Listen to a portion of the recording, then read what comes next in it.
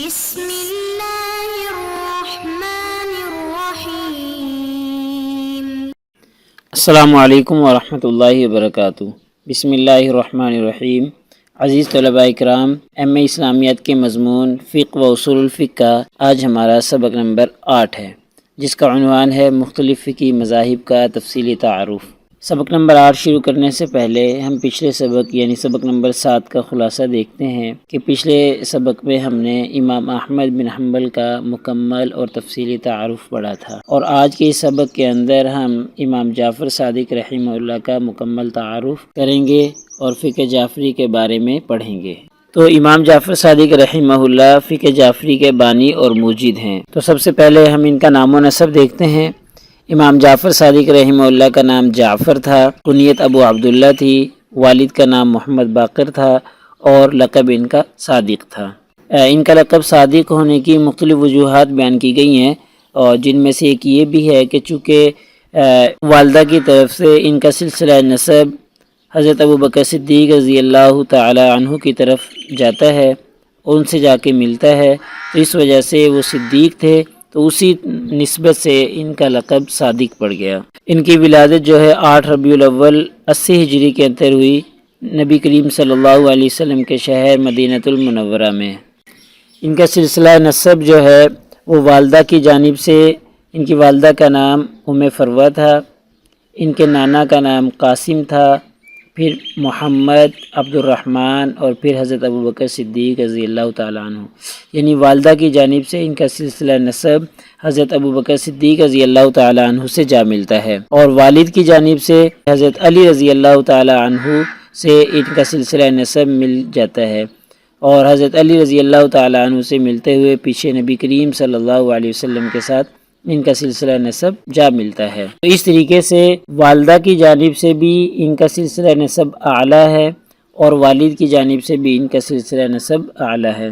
آپ نے جو تربیت پائی ہے وہ سب سے پہلے اپنے بچپن سے لے کر 12 سال کی عمر تک اپنے دادا زین العابدین رحمہ اللہ کی زیر سایہ تربیت پائی ہے۔ پھر جب 95 ہجری میں امام زین العابدین رحمہ اللہ کا سایہ سر سے اٹھ گیا، تو پھر اس کے بعد آپ نے اپنے والد محترم محمد باقر سے تربیت حاصل کی، اور ہر وقت ان کے ساتھ رہتے تھے، سفر و حضر کے اندر ان کے ساتھ رہتے اور ان سے تربیت پاتے رہتے۔ پھر جب 114 ہجری کے اندر ان کے والد محترم کا انتقال ہو گیا، تو انتقال کے بعد امامت کی ذمہ داریاں امام جعفر صادق رحمہ اللہ کے اوپر آ گئیں۔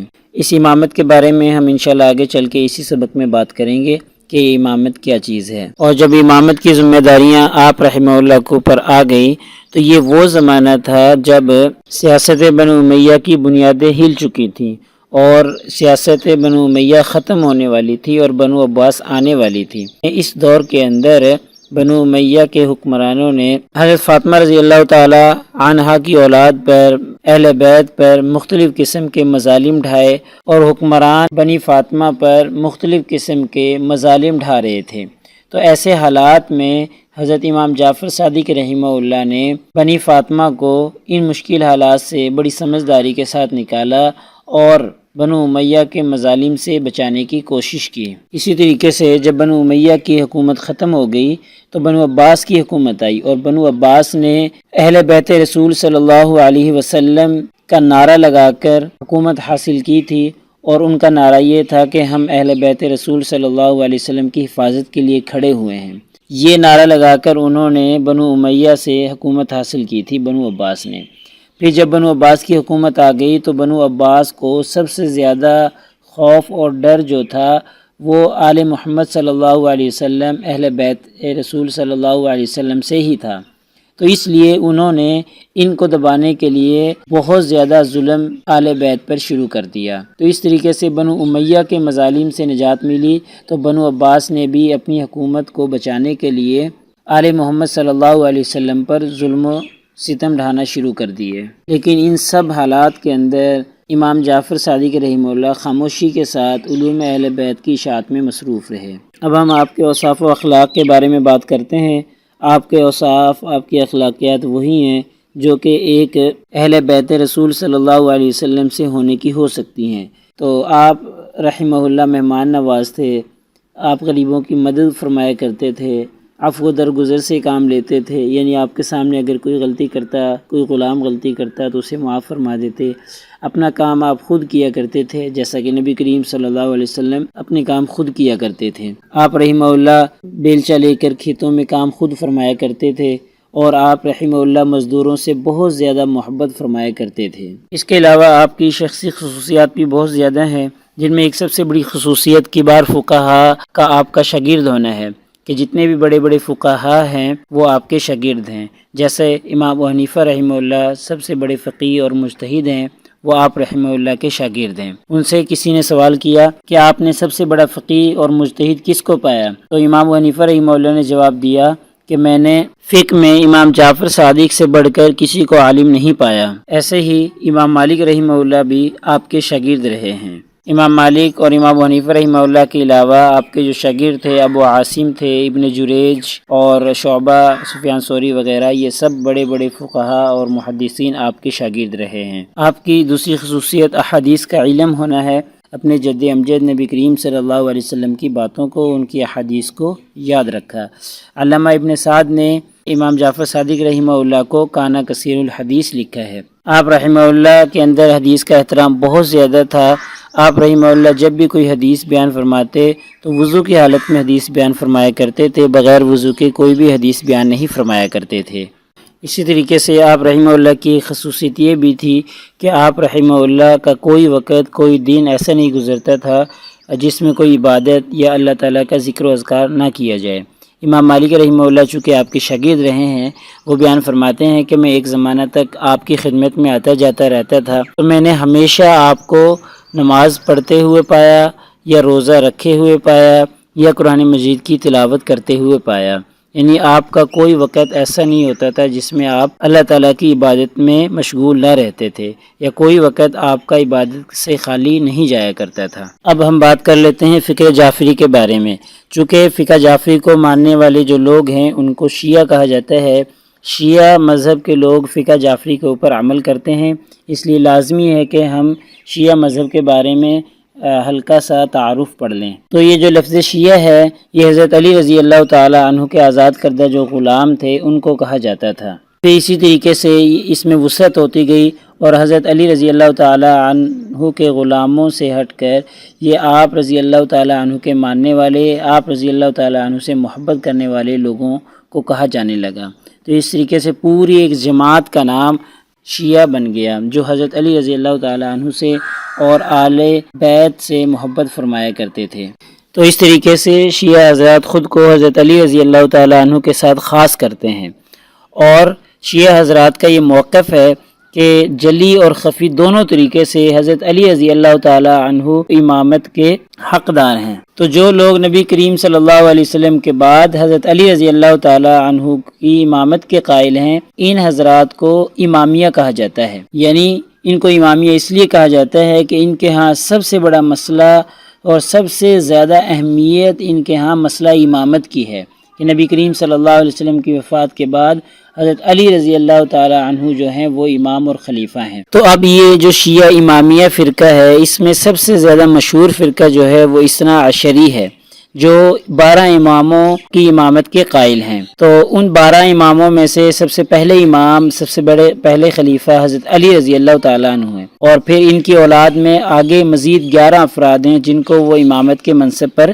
فائز قرار دیتے ہیں۔ ان 12 اماموں کی ترتیب یہ ہے کہ پہلے امام تو حضرت علی رضی اللہ تعالیٰ عنہ ہو گئے، اور ان کے بعد دوسرے امام جو ہیں وہ حضرت علی رضی اللہ تعالیٰ عنہ کے بیٹے حضرت حسن رضی اللہ تعالیٰ عنہ ہیں۔ تیسرے امام حضرت علی کے دوسرے بیٹے حضرت حسین رضی اللہ تعالیٰ عنہ ہیں، اور اس کے بعد پھر چوتھے امام جو ہیں وہ امام زین العابدین رحمہ اللہ ہیں۔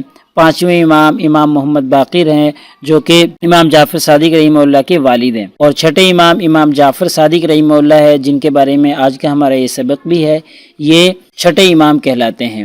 اور اس کے بعد ان کے بیٹے امام موسیٰ کاظم ہیں، اور پھر 8ویں امام جو ہیں وہ امام علی رضا بن موسیٰ ہیں، اور پھر 9ویں امام جو ہیں وہ امام محمد تقی جواد بن علی ہیں، اور 10ویں امام جو ہیں وہ امام علی نقی ہیں، اور 11ویں امام امام حسن عسکری ہیں، اور 12ویں امام امام محمد مہدی بن حسن ہیں۔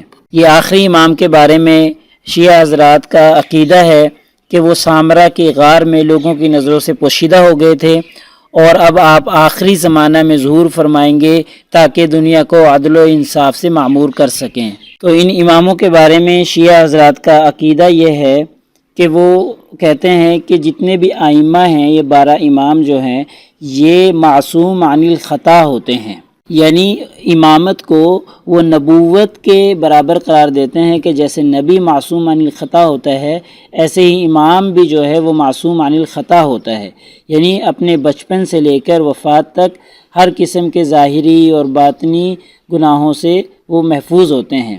ان کا کہنا ہے کہ اگر امام سے کوئی غلطی، کوئی گناہ کا صدور ممکن تصور کر لیا جائے تو پھر تو اس سے گناہ ہو جائے گا، اور جب گناہ ہو جائے گا تو لوگوں کے ہاں اس امام کی عزت، اس امام کا مرتبہ جو ہے لوگوں کے دلوں سے نکل جائے گا، اور پھر اس کی اطاعت لوگوں کو کوئی فائدہ نہیں دے گی۔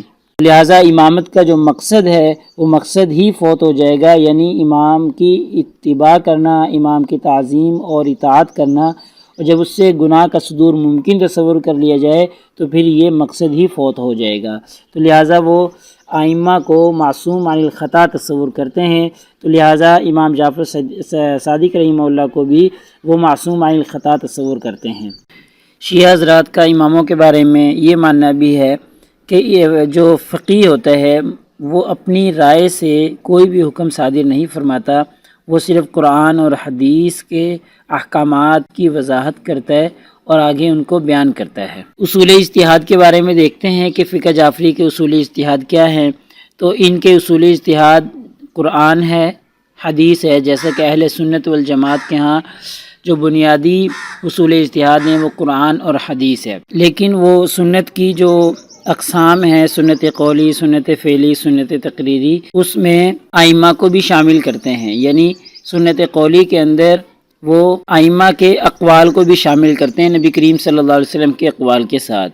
ایسے ہی سنت فعلی کے اندر ائمہ کے افعال کو، ائمہ کے کاموں کو بھی سنت فعلی کے اندر شامل کرتے ہیں۔ سنت تقریری یعنی جس میں سکوت فرمایا ہو نبی کریم صلی اللہ علیہ وسلم نے، تو اس کے اندر وہ ائمہ کے سکوت کو، یعنی ائمہ کے سامنے کوئی کام کیا گیا ہو اور ائمہ نے اس پر سکوت کا اظہار فرمایا ہو، خاموش رہے ہوں، تو وہ کہتے ہیں یہ بھی سنت ہے۔ تو لہٰذا سنت کو وہ وسعت دیتے ہوئے ائمہ کی سنت کو بھی اس میں شامل کر لیتے ہیں اور اس پر ایسے ہی عمل کرتے ہیں جیسے نبی کریم صلی اللہ علیہ وسلم کی سنت پر عمل کیا جاتا ہے۔ اس کے بعد اجماع ہے تیسرا ان کا اصول اجتہاد۔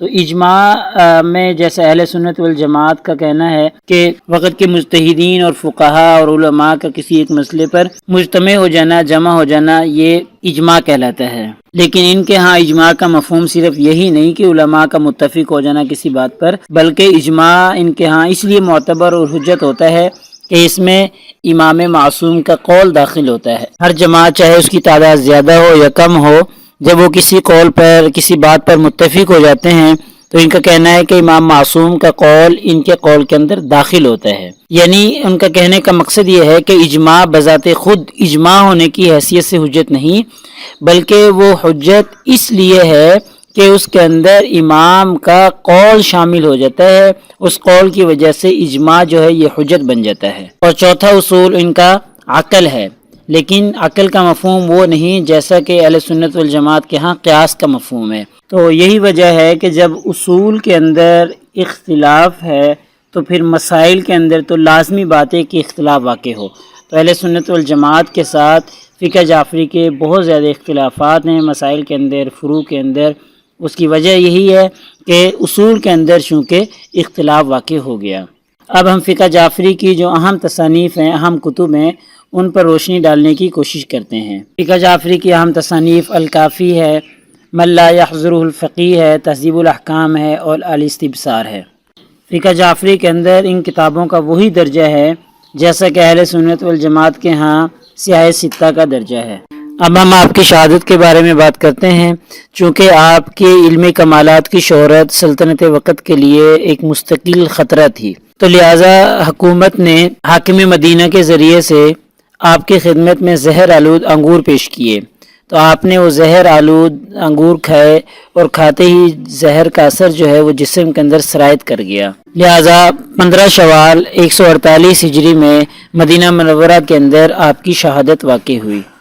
لہٰذا سبق کا خلاصہ یہ بنا کہ ہم نے امام جعفر صادق رحمہ اللہ کی حالات زندگی پر روشنی ڈالی ہے اور مکمل اور تفصیلی حالات اور ان کا تعارف پڑھا ہے، اور اگلے سبق نمبر 9 میں انشاءاللہ ہم اسی سلسلے میں مختلف فقہی مذاہب کا تفصیلی تعارف کا جو سلسلہ چل رہا ہے، اس میں ہم امام داؤد ظاہری کا مکمل تعارف اور ان کے فقہ کا تعارف پڑھنے کی کوشش کریں گے۔